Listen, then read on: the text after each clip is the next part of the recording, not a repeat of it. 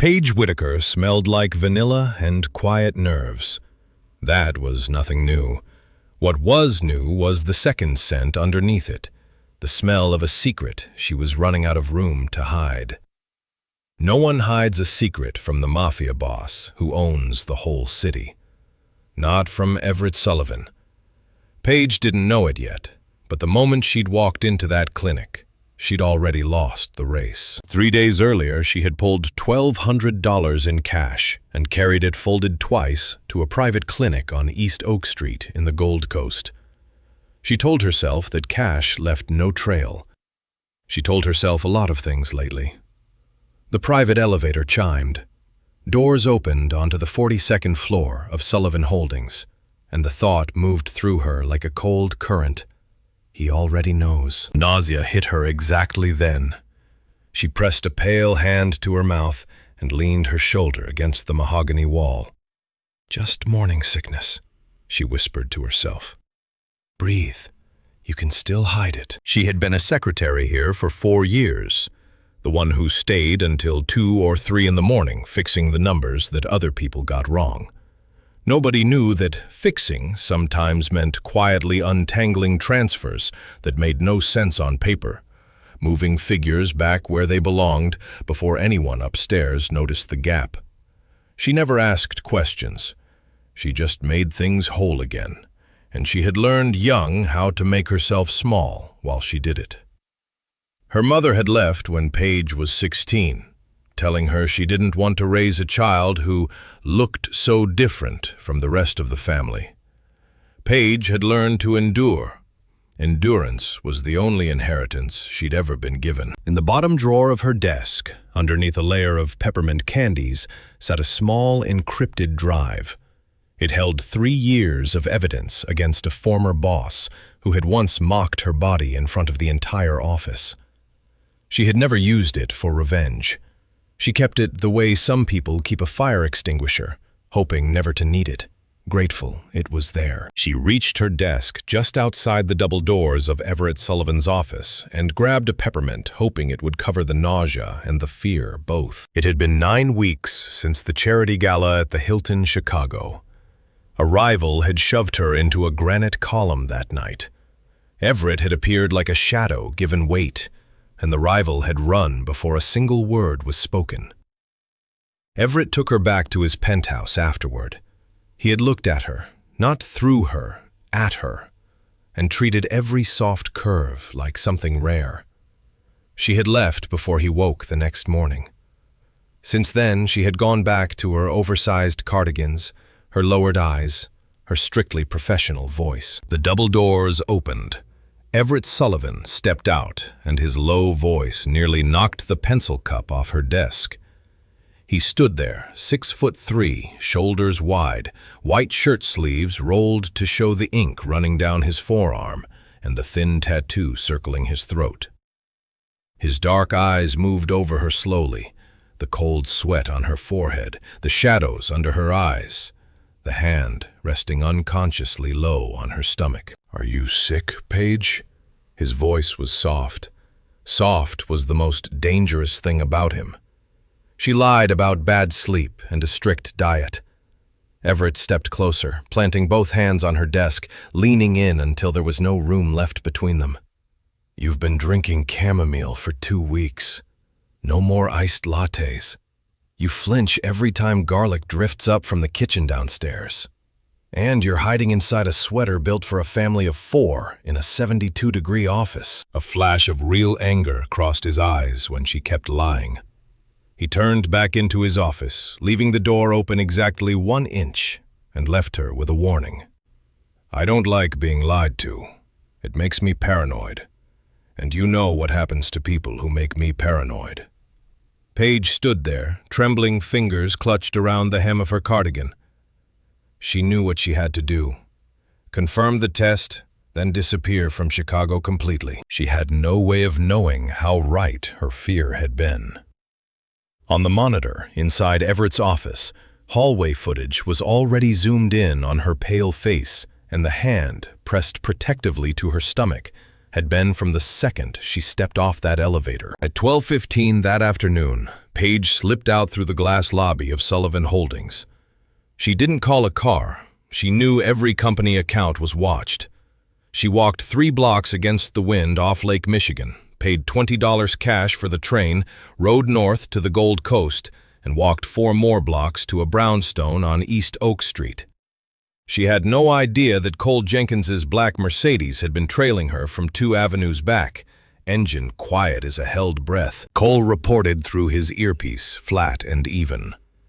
Boss Target just walked into Dr. Natalie Foster's private practice, discreet maternity care, high-end clientele.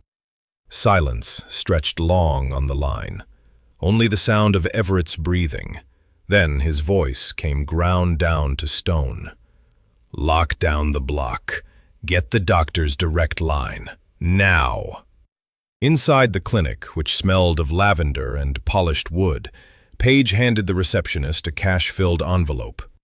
No insurance, cash only, please. 10 minutes later, she lay on the exam table, the paper gown failing to hide her full curves. Dr. Natalie Foster, silver hair pinned back, over 50, confirmed it. 9 weeks, 3 days. A strong heartbeat.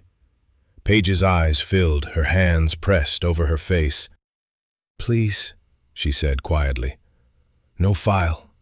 Nothing goes into the system." Dr. Foster's hand trembled slightly as she glanced at the name on the chart.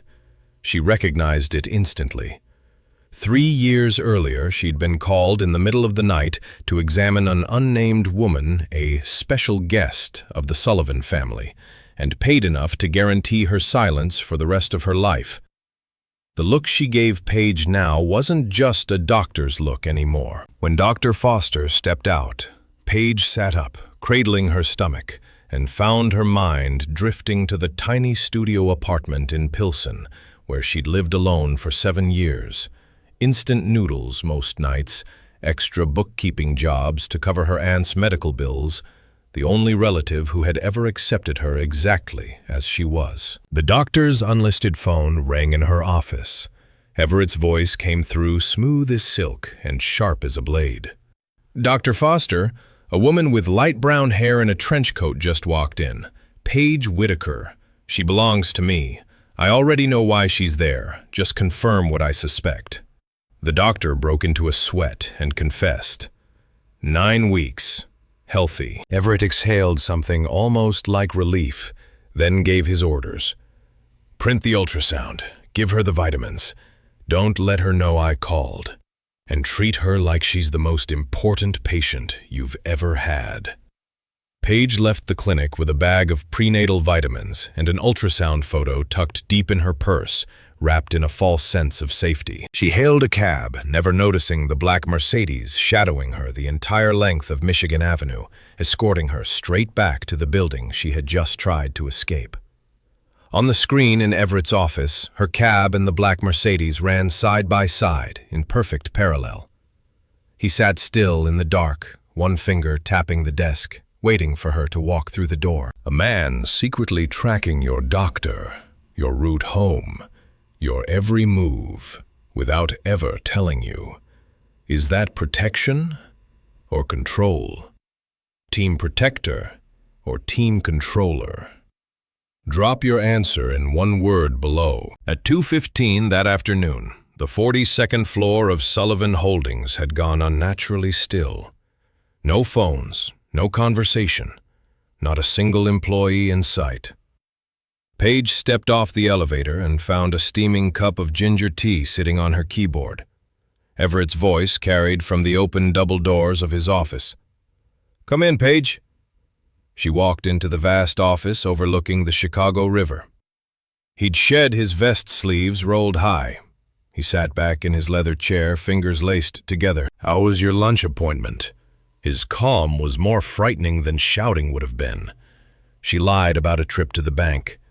Everett stood and closed the distance between them, slowly, each step thickening the air in the room. He stopped a hand's width away. "Drink your tea. Ginger's good for nausea, especially morning sickness." The cup slipped from her hand and shattered on the wood floor. She didn't move to pick it up. Paige stumbled back until her spine hit the sofa, tears already spilling. Everett held out his phone.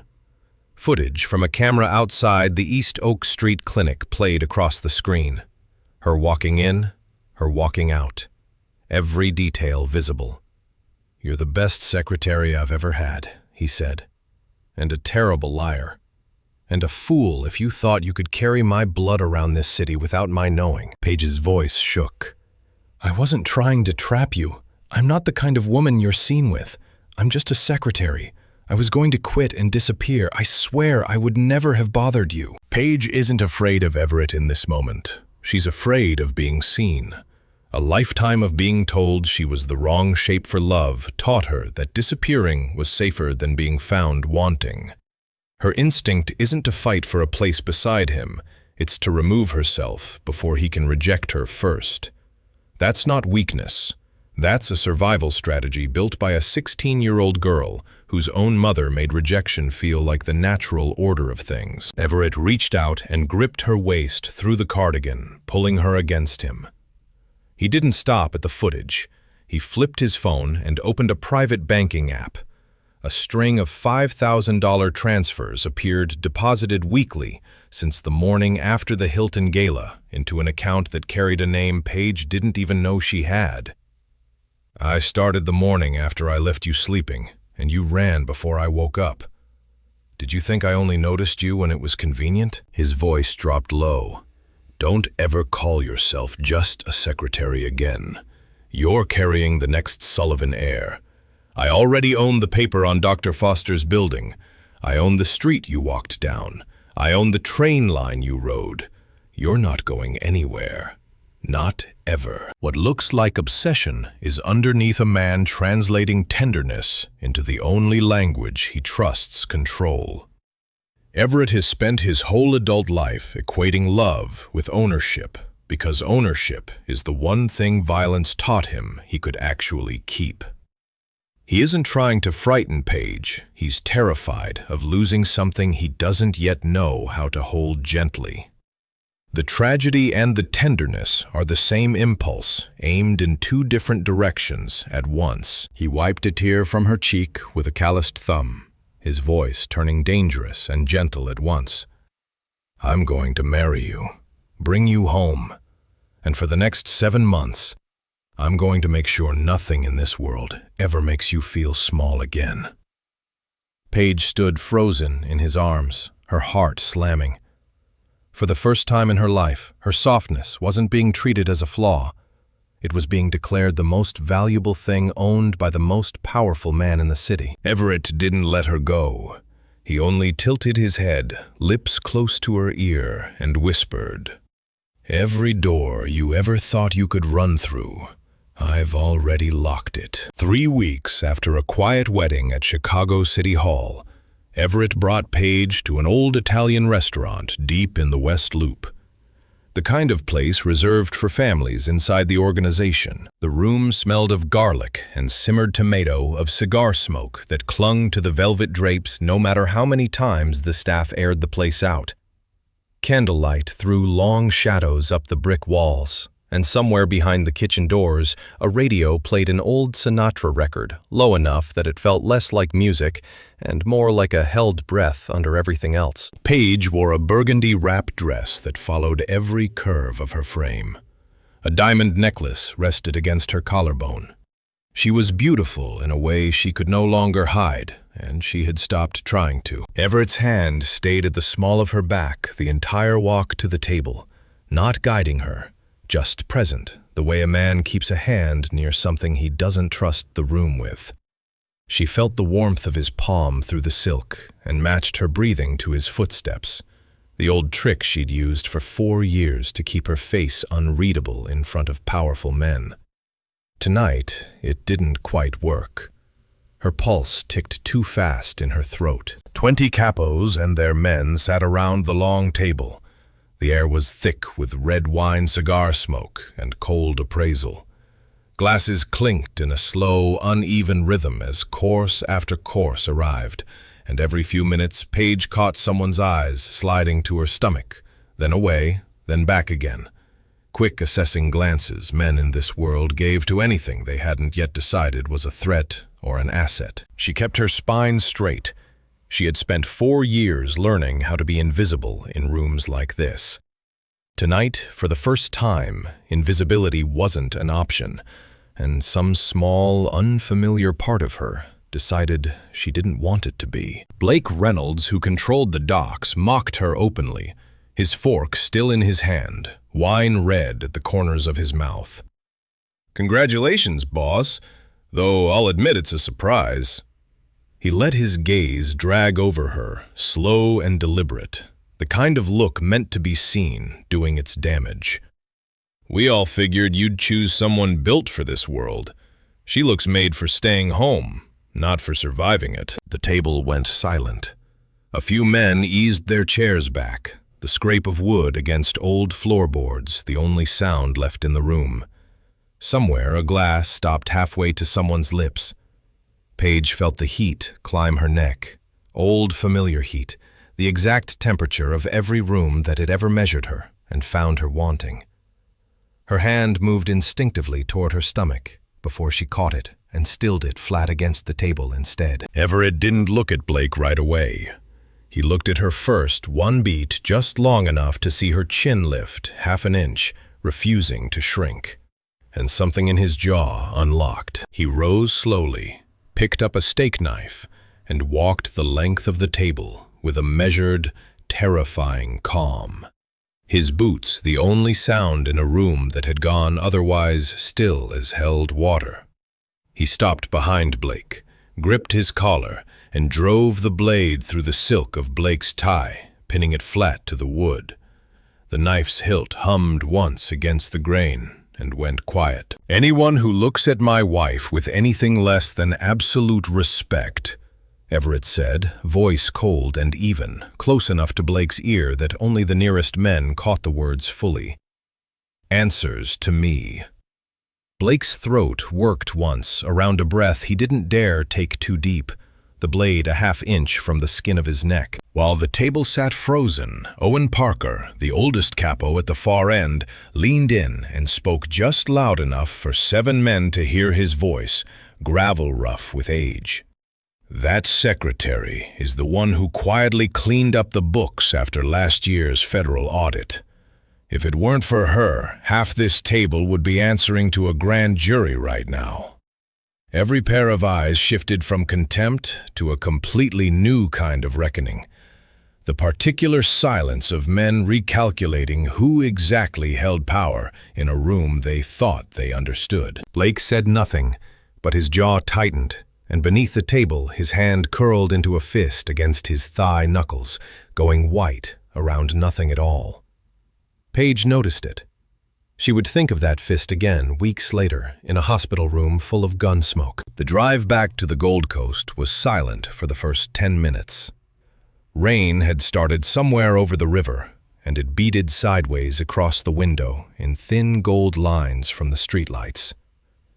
"You didn't have to do that," Paige finally said, watching the city blur past. "The knife." "Yes, I did." Everett's eyes stayed on the road, but his hand found hers on the seat between them, thumb moving once over her knuckles. "You've spent your whole life letting rooms like that decide what you were worth. Not anymore. Not while you're carrying my name." She turned to study his profile, the tension still sitting in his shoulders, the muscle in his jaw that hadn't fully released. "Your father taught you that respect only comes at the edge of something sharp." Something flickered across his face, there and gone. "My father taught me that the moment you let someone laugh at what's yours, they stop being afraid of you. And in my world, the day men stop being afraid of you is the day they start burying you." He glanced at her softer than she expected. "I don't want that world touching you or the baby. That's the whole reason I'm trying to leave it." She didn't answer. She only laced her fingers through his and let the rain do the talking the rest of the way home. 2 days later, Paige called her aunt in Pilsen from the kitchen of the penthouse, phone pressed to her ear while she watched steam curl off a cup of ginger tea she still hadn't gotten used to drinking instead of coffee. "You sound different," her aunt said, after Paige had finally told her everything. The marriage, the baby, the man whose name now sat beside hers on every document in the city. Lighter. Or scared, I can't tell which. Maybe both, Paige admitted. Your mother would have had something cruel to say about all this. Her aunt's voice gentled. I'm not her. I raised you every summer she couldn't be bothered to, and I'm telling you now, a man who notices when you're too tired to lie to him anymore isn't a man who thinks you're the wrong shape for anything. Let him take care of you, mijita. God knows you spent 7 years making sure everyone else was taken care of first. Paige pressed her free hand over her stomach, and for the first time since the pregnancy test, let herself cry from something other than fear. That same week, in the lobby of Sullivan Holdings, Paige noticed the basement security guard, the one she greeted every morning without fail, lingering a beat too long near her elevator, asking after her due date, with a warmth that hadn't been there a year before. She thought nothing of it. Kindness, after 4 years of being overlooked, still felt like something to be grateful for, rather than something to question. Cole noticed something else. A missing badge swipe in the guard's file, a 15-minute gap in a shift log that didn't match the man's usual routine. He filed it away as an administrative error and moved on to the next report. It would be weeks before either of them understood what that gap had cost. 6 months later, Paige was 34 weeks pregnant in the maternity wing of Northwestern Memorial Hospital. Fluorescent light hummed overhead, steady and sterile, and the monitor beside her bed traced a small, fast heartbeat in green light across the screen. Everett had just stepped into the hallway to take a call from Palermo when the door was forced open. Cole Jenkins stumbled backward into the room, blood soaking through the shoulder of his jacket, the sound of his boots skidding against the linoleum, sharp as a struck match.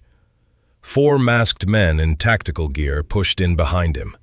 Gunfire cracked once through the hallway, a flat, ugly sound that seemed to swallow all the air in the room, and by the time it fell silent, Dr. Foster was down and no longer moving.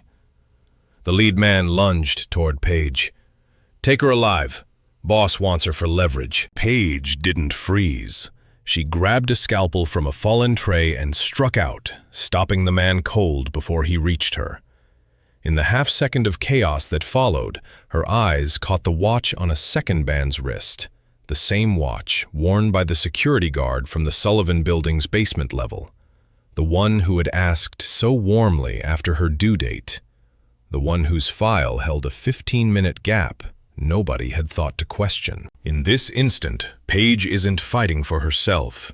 Years of training taught her she wasn't worth defending. She's fighting for the one thing she has never once been allowed to lose.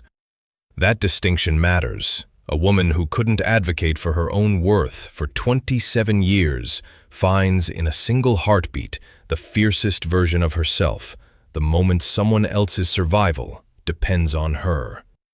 Motherhood doesn't erase her fear. It simply gives her fear somewhere useful to go. The attack hadn't come only from outside.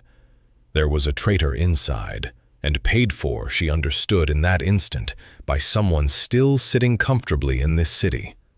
The remaining men hesitated, stunned that she had fought back at all. That hesitation was enough. Everett came through the door with brutal, controlled speed.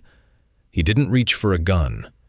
In the time it took to draw 2 breaths, the threat in that room was over, and Cole, wounded but steady, had the last man down at his feet. Everett dropped to his knees in front of Paige, hands shaking as he checked her over, his voice cracking with a fear he'd never shown before.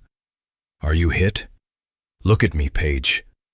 She collapsed against his chest, the antiseptic smell of the room mixing with the cologne she'd know anywhere now. Not my blood. They wanted the baby. Her water broke that instant. A hard contraction seized her body. Labor began early, in a room still ringing with the last few seconds of violence. Within 15 minutes, all of Northwestern Memorial Hospital was locked down. 200 of the Mafia boss's men filled the floors, turning the hospital into a fortress. Dark suits at every stairwell, every elevator bank, every exit. Radios murmuring low static up and down corridors that had gone eerily quiet, except for the occasional cartwheel squeaking over polished linoleum. Everett stripped off his jacket and didn't leave Paige's bedside once through 12 hours of labor. He held her hand through every contraction, kissed her forehead when the pain doubled her over, and murmured promises in Italian against her hair. Promises to find whoever had reached inside his own walls to hurt her. Between contractions, in the strange, suspended quiet of a hospital room at 3 a.m., he pressed his forehead to hers and said nothing at all, just breathed with her, in and out, until the next wave came. "Stay with me," she whispered once, gripping his hand hard enough to whiten his knuckles. "I've never once left," he answered. "Not since the day I found out you existed in every version of my future." He didn't have to look far for the traitor. By morning, Cole had traced the guard's payoff straight back to Blake Reynolds, humiliated at the dinner table 3 months earlier and unwilling to let it go unanswered.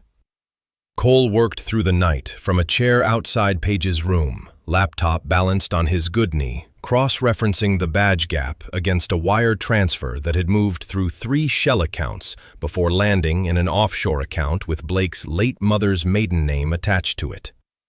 The watch had been the mistake, a gift from Blake to loyal men, a small vanity that had outlived its usefulness the moment Paige recognized it. Cole reported it in 4 words. It was Blake. Confirmed. While Paige pushed through the final exhausting stretch of labor, 3 allied families sent word that they were pulling every quiet agreement they'd ever made with the organization, convinced the Mafia boss had let emotion compromise his judgment and left the family exposed. One message from a Don in Cicero, who'd known Everett's father, was blunter than the rest. "A man who bleeds for a woman bleeds for anyone. We can't build with a man like that anymore." Everett read the message once, set the phone face down on the windowsill, and didn't look at it again. Whatever came of the organization could wait. Nothing about it mattered more than the room he was standing in. Blake Reynolds didn't survive the week. No details were needed beyond the message that reached every family in the city. Touch. What's his answer for it? The baby boy arrived with a cry far stronger than anyone expected for a baby born early. A thin, furious sound that cut through the hum of monitors and made even the nurses go still for a moment, smiling. The doctor placed him in Everett's arms. A man who had spent his whole adult life being feared now knelt at the bedside, tears running down his face, laying the child gently against his wife's chest. His hands, the same hands that had pinned a knife through silk 3 months earlier, moved with a careful, trembling gentleness neither of them had ever seen from him. His voice broke. "Look what you've done to me. Look at our perfect boy." Paige studied the small, red, furious face against her chest, and something in her that had been braced for 27 years finally quietly let go. Outside the delivery room, Cole stood guard, still favoring his bandaged shoulder, and murmured to the man beside him. 4 months ago, the boss gave one order: protect her before anything else, no matter the cost. Today we finally understood why. Paige held her son close. They named him Cole Sullivan, in honor of the man who had stood between her and the door. 3 days later, in a penthouse high above the Gold Coast, floor-to-ceiling windows opened onto Lake Michigan as it turned gold in the early morning light. The apartment smelled faintly of lavender and clean linen, a nursery half-finished in the next room, a mobile of paper stars turning slowly above an empty crib, waiting for its first night. Paige sat on a cream sofa, her son sleeping against her chest, his small fist curled around one finger of her hand. Her curves were no longer hidden under cardigans. She wore a simple ivory robe, and for the first time, she wasn't trying to disappear inside it. Everett knelt in front of her, resting his cheek against her knee, listening to the steady breathing of both his wife and his son. Outside, a foghorn sounded, once, far off across the water, and neither of them moved to fill the silence after it. 4 years I watched you hide behind those baggy sweaters, he said quietly. I told myself I just wanted to protect you. And now?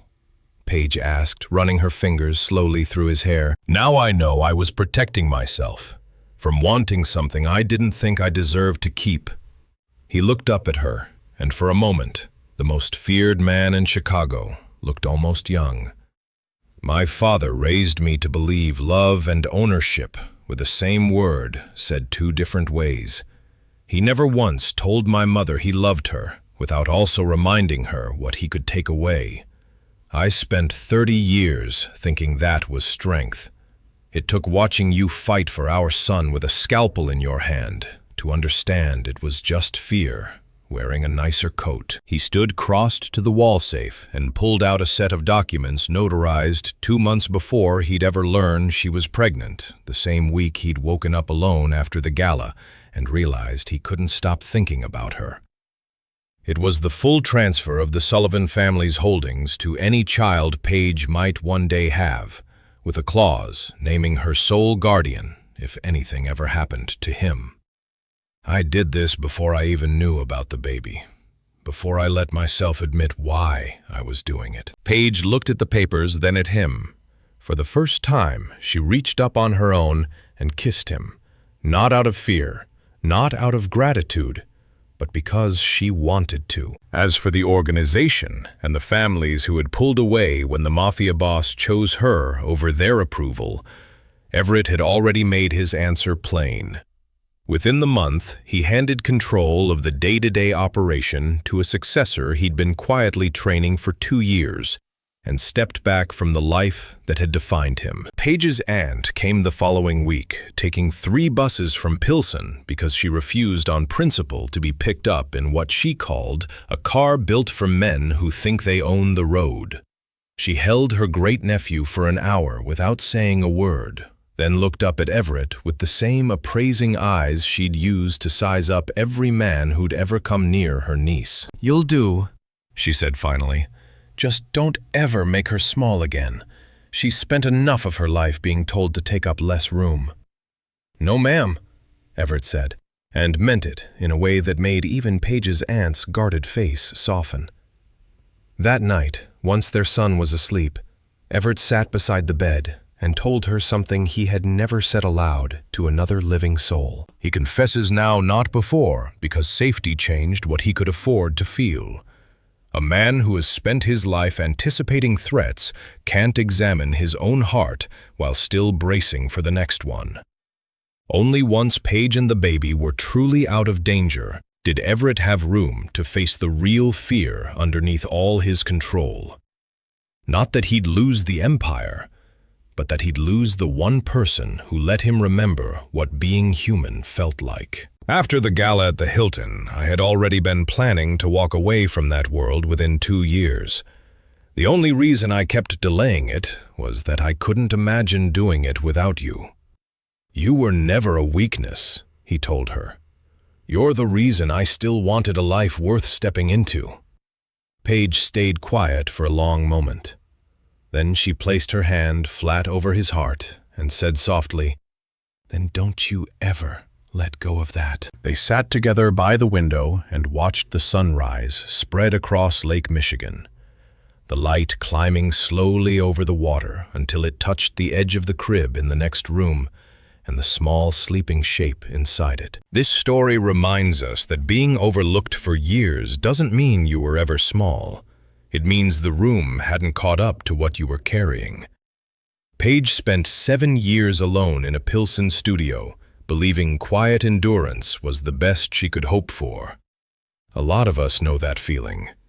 After a spouse is gone, after retirement takes away the schedule that gave our days shape, it's easy to shrink into the background of our own lives. Here's something worth trying this week. Call the one person you've been meaning to call and don't wait for a special reason. Write down 3 things you did for other people over the years that nobody ever thanked you for. You'll be surprised how long that list gets. If a neighbor, a doctor, or even a family member has been dismissing you, say one sentence out loud that corrects them, even if your voice shakes a little saying it. Dignity isn't loud. It's the woman who kept the books straight for years without being asked. It's the man who shows up anyway.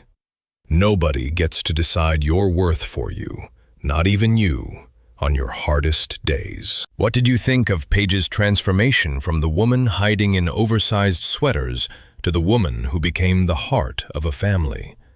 Tell us in the comments below. If this story moved you, give it a like, share it with someone who needs a little hope today, and subscribe for the next story.